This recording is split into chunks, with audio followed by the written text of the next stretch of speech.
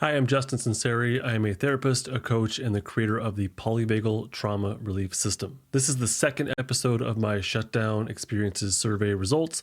So if you haven't watched the one right before this, I highly recommend you go watch that one first. In this episode, I'm going to share more of the survey results, like how far away safety feels from someone who's in shutdown, how much time they've spent in shutdown, and the actual words of the respondents who are in shutdown about what it's like to be in shutdown. So get ready to receive some validation and normalization. You are not alone in your shutdown experiences. Welcome to Stuck Not Broken, where I teach you how to live with more calm, confidence, and connection without psychobabble or woo-woo. This is, of course, not therapy, nor is it intended to replace therapy. Okay, so shutdown is disconnection. We know that based on the last episode. That was made really, really clear, right? The general experience of shutdown is disconnection from yourself, from the environment, and from others. Part of this disconnection is numbness, like physical numbness, emotional numbness. Part of this disconnection could be actual dissociation, being cut off from yourself, feeling like you're not in your body, or feeling like reality isn't real. But both of these things have to do with the safety state. If you don't have access to your safety state, it results in defense. That could be flight or fight or shutdown or freeze, but you have to have access to your safety state in order to feel connected. Shutdown is the furthest rung down the polyvagal ladder, so it's the furthest away from the safety state. So that begs the question, how far away does safety feel from shutdown? There were 5 options to pick from. I'll read you the results of each one. The highest one at 42% is I can't even see my safety state from here. This sounds like a significant amount of shutdown. They can't even see it. The safety state seems completely unreachable from this state, from this deep shutdown experience. I mean, they probably don't even know how to access their safety state. That's pretty common for someone in shutdown, not to know how to feel or how to experience what's within them. And that includes their safety state. They don't know how to feel it. They don't know how to access it. The person who's feeling like their safety state, like they can't even see it, that person's probably in a pretty hopeless, helpless, unmotivated kind of state. Sensory safety cues might be the most accessible, something that helps you to connect to the environment, connecting to the self, recognizing your emotions, connecting to other people. That might be too much to ask. So using your senses in a lower stimulation environment, that might be the most accessible way to feel some level of safety or some level of grounding to the present moment. I highly recommend reduce stimulation and work on increasing your passive safety cues.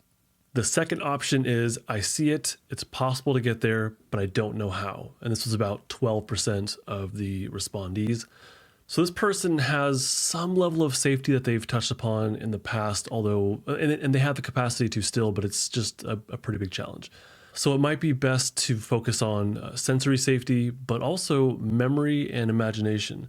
Imagination and memory functionally are pretty much the same thing when it comes to anchoring and safety. But if you use the memory in particular, it might help you to focus on a specific aspect or a specific experience of safety from the past. So that might be an accessible way to experience safety again today, even while existing in shutdown. Imagination plays a similar role, but that's something you have to create with your mind, obviously. The next option is I touch into my safety state every now and then, but I lose it easily. And this is about 22% of respondents said this. This sentiment is pretty common. I think that people who come to my courses and community, but also to my content here on YouTube or here on my podcast, they're kind of in this boat where they have an experience of safety and maybe they can do something on purpose to feel that way, to feel more safety in their system, but they can't hold on to it. So like they know there's something there that they can actively work towards and maybe even do things that just sort of feel better, but they lose it really easily. So I think this is common, not just in shutdown, but from any defensive state. But this indicates to me that you're building self-regulation. There's something that's going right here as far as self-regulation and your safety state and maybe even building your vagal brake. The safety state is strengthening. So it's accessible, but it's hard to hold on to it, which is a pretty normal part of change in trauma recovery or any self-development, really. Definitely start with or maybe solidify passive safety cues in your environment, then mindfully utilize more active means. So that means set up your safety environment at home, things that just sort of generally feel better than not, but then actively do other things that could be yoga stuff. It could be some meditation stuff.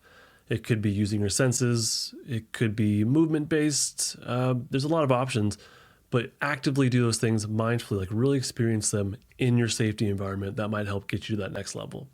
The next option is I feel safety often, but I'm still in shutdown often too. And this was also at 22%. And that's completely okay. Keep focusing on safety. And eventually that shutdown, the immobilization of shutdown plus safety will turn into stillness. And stillness is the ability to not move and be okay with it. Stillness results in mindfulness or more mindfulness. It results in meditative practices. It results in being able to go to sleep. Stillness is huge. We do it all the time. I'm being still right now in this chair as I record this podcast. So shutdown eventually might turn into stillness if you practice safety enough and really deepen your anchoring in your safety state. But from that deep enough safety anchoring and from stillness could come mobilization. So if you can successfully immerse yourself into a shutdown that is deeply connected to safety, then your self-regulation might take that next step and climb up the polyvagal ladder into fight and then flight. But you might notice some mobilization coming into your system. And that's a really good sign. And again, stay anchored in your safety state and allow that mobilization to come as it does. And the last option, with only one person who selected it, says, I have lots of access to my safety state. I experience shutdown as stillness. One person said this. Congratulations to that one person. Whatever you're doing, keep it up. The next question on the survey is, how long have you been in shutdown? So I'm a therapist. I'm a coach. I run my private trauma recovery courses in community. And I get messages from podcast listeners all the time. So I know how long people can exist in shutdown or any defensive state. So this isn't exactly a surprise to me, but I know also that when people hear that they've existed in a shutdown state for a long time and that they're not alone, that they're surprised. So these results might surprise you, but it's super common to be in a shutdown state or really any other defensive state for a very long time, even decades. Childhood, of course, always plays a role in our current state, the way we were parented, our upbringing, our neighborhoods, our companions growing up. All these things affected us for better or worse. I know it sounds like a very therapy-ish kind of thing to say, but it's true. Our nervous system adapts based on the needs of the context, based on the needs of survival. So if you needed to exist in a shutdown state in order to get your needs met or to get through the day or to get through the moment repeatedly, then you likely, or your nervous system likely would have developed in a more shutdown state. All right, so let's take a look at what the respondents said. At the highest was 24% of respondents saying that they had been in shutdown for 1 to 3 years. 4 years ago, 3 to 4 years ago, was the COVID pandemic lockdown, forced isolation pretty much globally. I tend to think that the 24% of respondents who said that they've been shut down for 1 to 3 years, it probably has something to do with that. I imagine that if I had in 2020 done the same survey with the COVID quarantines, the civil unrest, very intense election within the USA, the number of people in shutdown probably would have been higher, I assume. 18% of respondents said that they have been in shutdown within the past year.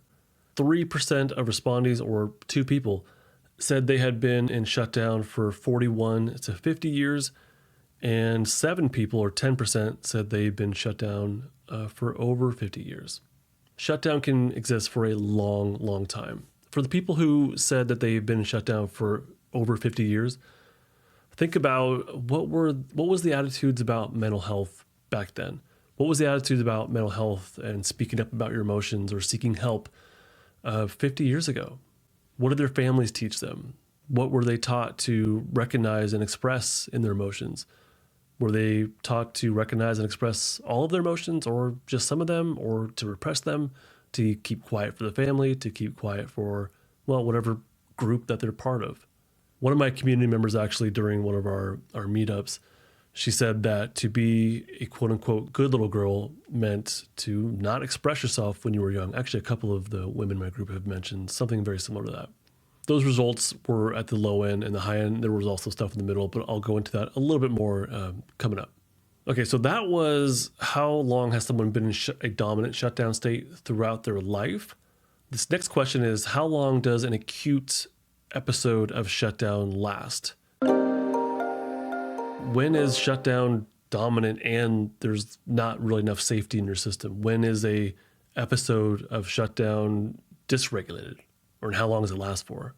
In the survey, I used the language periods where shutdown is obvious or more intense than usual. The most responses were less than a day. That was about 21%. This person's probably isolating, probably not wanting to get out of bed, having negative thoughts, maybe even thoughts about death. But they're probably mostly functional, but the shutdown is definitely noticeable. At the lower end of the results was 1 to 2 months. That was at 5%. 14% said less than a week. 20% said somewhere between 1 and 4 weeks. 5% said 1 to 2 months. And almost 12% said shutdown never ends. Really like a big range of how long shutdown can last. So what could help an acute shutdown? What could help to come out of it? Listen to what your body needs and mindfully provide it. Based on last episode, we know that someone in shutdown needs lower stimulation and they kind of need to be alone. So doom scrolling is not going to help. Binging on things, that's not going to help. Substances don't really help. Maybe you might feel less shut down doing these things, but it doesn't really help someone to come out of shutdown. It doesn't really help someone to recover from shutdown. It just sort of masks the problem.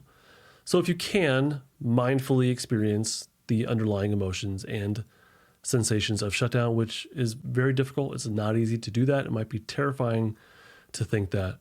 The priority is always to anchor into safety. If you can do that, then that's what I mean by mindfully. If you can be in safety, then you can mindfully experience those emotions that come from shutdown.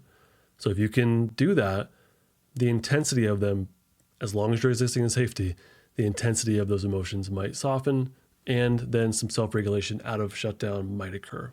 So mindfully experiencing your shutdown might mean that if you need to cry, you let yourself cry. And that might even mean a lot. Crying does not mean that you're weak. It does not mean that you're failing. It might just be part of the process. If you need to cry more the next day, then you need to cry more the next day. A lot of times with people who do a lot of crying and have a lot of crying to do, they judge themselves. They call themselves weak. They say they're failing. They don't just accept that they have a real feeling and that it needs to be released. And crying oftentimes is that way. Regardless of all this, the priority, again, must be safety. So I would focus on your underlying practices of safety, identify what safety feels like for you, and then identify what helps you get to safety, and then repeatedly practice that. I'll wrap this episode up with some words from the people in shutdown that took my survey. They described their experiences of shutdown.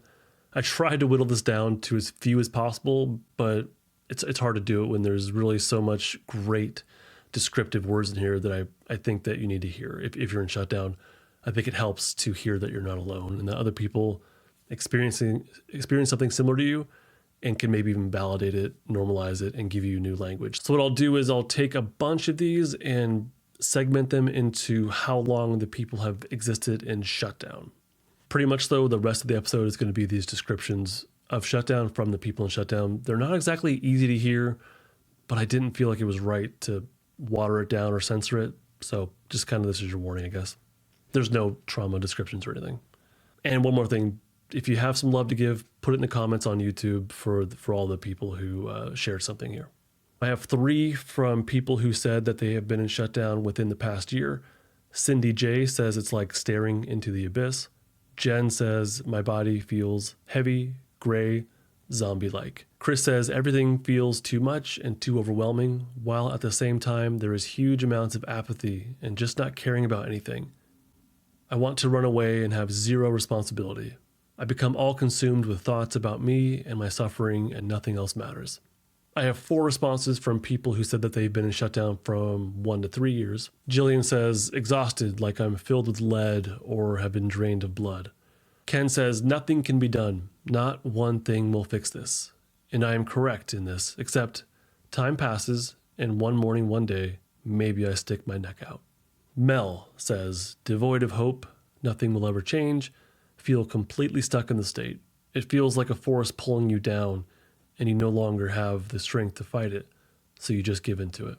Kelly says, like a heavy wall is blocking my view of reality, but I can't see past it and I can't move it. I have 4 more from the 4 to 10 years in Shutdown. Charlotte says, I barely feel my body at all, instead just feeling the need to crawl into a dark and silent corner to disappear. Thoughts are tumbling over each other, but in such a disconnected and foggy way that I can't grab them. Rosa says there are varying degrees. Very intense shutdown feels as if my body is very heavy. All I want to do is go to bed and lie in the dark. My thoughts are quite dark and hopeless, or I feel very unreal, as if I'm not really here. I daydream a lot, and this is my most common coping mechanism when I'm in an intense state of shutdown. It's the only thing that stops me from crying, to disappear in my head into a fantasy story that I make up. Ellie says, shutdown is like I've sunken into the depths of the ocean. Lizelle says, like falling down a big, black, bottomless hole. But it's not necessarily uncomfortable. The isolation warms the air around me. Darkness becomes my bodyguard. As bad as it is, and it is really bad, although I have never considered any form of suicide or self-harm, neither am I scared of death either. In short, shutdown to me is a temporary form of death. I have 3 from the 11 to 20 years in shutdown group. Nico says it's a dark cave with no way out. Lauren says I'm tired all the time, yet can't manage to sleep at night at all, but somehow I can sleep for hours during the day.